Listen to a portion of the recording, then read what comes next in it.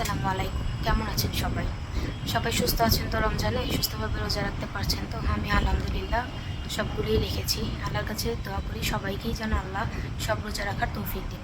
তো as a doctor কর্মস্থলে বসে আপনাদেরকে ছোট্ট একটা টিপস দিই। ইফতারিতে তো আমরা সকলেই বাসায় করে থাকি, তো ভাজা পোড়া খাওয়া হয়, মিষ্টি খাওয়া হয়। ইফতারির পরে অবশ্যই ভালোভাবে কুলি করে ফেলবেন অথবা দাঁত ব্রাশ করে ফেলবেন। এবং সেহরিতে অবশ্যই যদি মিষ্টি কিছু খাওয়া হয়, দাঁত ব্রাশ করে ঘুমাতে ভুলবেন না। এই টিপস ফলো করতে পারলে আপনার দাঁতের ক্ষয় অনেকটাই কমে যাবে, কারণ মিষ্টি আমাদের দাঁত ক্ষয়ের অন্যতম একটা উপাদান। আরেকটা কথা হচ্ছে, দাঁতের প্রবলেম যখনই শুরু হবে তখনই ডাক্তার দেখিয়ে তা সলভ করার চেষ্টা করবেন। তাহলে প্রবলেমও বড় হবে না, আর আপনার ডাক্তারের কাছে দৌড়াদৌড়ি, তারপরে সময়টাও কম লাগবে, আবার হচ্ছে আপনার টাকা পয়সাও কম খরচ হবে। তো এটা ফলো করতে পারলে দাঁতের স্বাস্থ্য ভালো থাকবে।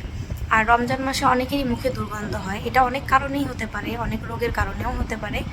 তো মুখের দুর্গন্ধ বেসিক্যালি তাতে কারো যদি প্লাক জমে যায় সেই ক্ষেত্রেও হতে পারে। তো সেক্ষেত্রে আপনি স্কেলিং করে ফেলবেন এবং পর্যাপ্ত পরিমাণে রোজার মাসে পানি পান করবেন। মুখ ড্রাই হয়ে থাকলেও অনেক সময় মুখে দুর্গন্ধ সৃষ্টি হয়।